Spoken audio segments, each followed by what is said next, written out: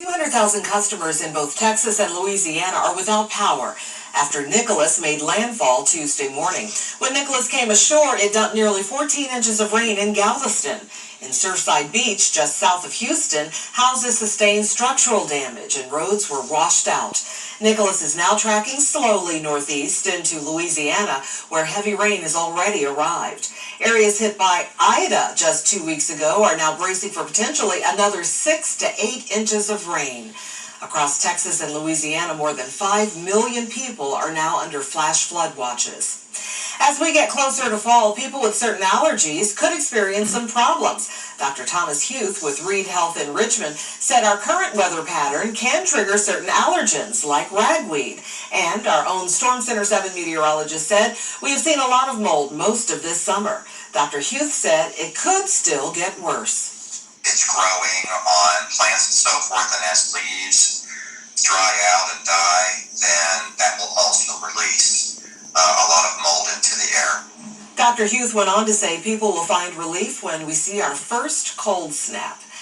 And Austin, I think that's pretty much far away still as we're talking now, as far as that first 32-degree drop. Yeah, I think they said yesterday you have to spend a whole 24 hours below freezing to really call it a cool snap. So we've got a while before we do that. And in the meantime, here's some of the factors that are going into this pollen forecast, which is actually still kind of high despite the rain that we're dealing with this morning. So today's forecast is going to be breezy. As we start to dry out this afternoon, that can kick up some of the pollen and elevate some of those counts. Also, the above normal temperatures that we've seen lately have contributed to those high numbers as well. Like Letitia just mentioned, as some of those leaves die out and dry out with the above normal temperatures, that can release some mold spores back into the air to bump up those counts. Now, one thing working in our favor this morning are the showers moving through the Miami Valley. That's keeping the pollen low for now, but as we get into the afternoon, the forecast improves, things may go back up. In fact, the weed and mold count for today are both forecast to be in the high category for the afternoon. So if those are two of the factors that trigger some of your allergies, they're going to be up there. Grass also in the high category today. Luckily, this time of year, tree pollen is normally low, and it is low again today.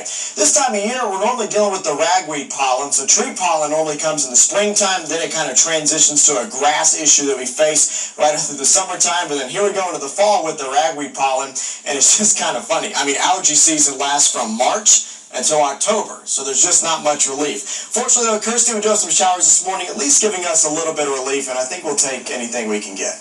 Exactly, yeah. Seeing some rain early in the morning definitely will help us out, especially for the first part of your day, but we do dry out pretty quickly this afternoon. So for the little ones this morning, they will want their umbrella right now as they're going to be standing out at the bus stop over the next hour or so. Most of us will be standing in rain shower activity, and then t-shirts, shorts, maybe jeans, depending on if your kids will stay cool. Keep in mind, we will be on either side of 80, so north of I-70, you stay a little cooler today. You'll get that cooler behind our cold front. Our cold front will continue to drift south and east later this morning into the early afternoon. So until it totally clears us, we do have the chance for a couple more showers to redevelop. But I'll show you on Futurecast, that will mainly be in the far southern Miami Valley. This morning, we have already dried out in Salina, St. Mary's, Wapakoneta, Fort Recovery.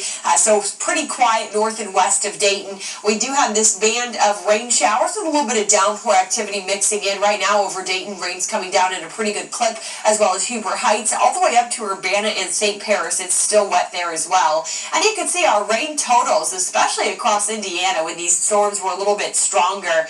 They were picking up some high totals right across the Ohio-Indiana border there. A little more than 2.5 inches observed. We were about a little shy of an inch in parts of Miami County, and then I showed you that thunderstorm this morning down in Butler County. So again, these are been producing some much needed rainfall, and as this cold front continues to drift south and east, it will take most of this heavy rain with it. So we're getting the bulk of the activity done early this morning.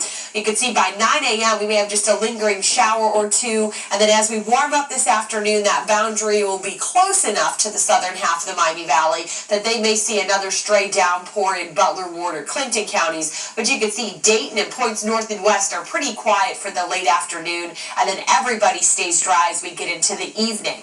Tomorrow morning we'll wake up with dry weather, and then Thursday looks like a nice sunny day here. Just a few fair weather clouds that push back in towards the late afternoon. Still raining in Dayton, so as you're heading out the door, you'll have the windshield wipers going this morning. Temperatures are in the 60s. This afternoon we'll be able to hit 80 degrees in Dayton, 80 in Cedarville, and 81 degrees in Kettering. Our 5-day forecast does show that temperatures will climb right back up as we head into the end of the week and weekend. Friday we might get a stray shower as we warm up during the afternoon hours, and it is going to be muggy this weekend, Saturday and Sunday, pushing back into the upper 80s, which is getting close to almost 10 degrees above normal. Let's check in again with Sergeant Mark since we are tracking some thunderstorms this morning. Are we seeing any issues for people as they're heading out the door? Kirstie, I haven't seen any weather-related issues, still light volume-wise out on the freeway, but we have an issue where the highway is shut down in Preble County, and I'm talking about eastbound 70. It's shut down because of a vehicle fire. When the fire crews got there, this is on eastbound 70, just east of 127. It was a semi-tractor trailer rig that caught on fire. When the fire crews got there, they said it was fully engulfed, and at that point, the state troopers started routing everybody onto 127. So the alternate route right now, if you are headed out that way, if you want to follow the detour, you'll exit off at 127, use Route 40 east over to Lewisburg, and then back onto the highway at Route 503. That's the alternate route, so it'll take you about 4 miles on a detour there. Or you can just come over to Lewisburg in Preble County, or maybe even over on the Brookville area by Arlington Road and pick up eastbound 70.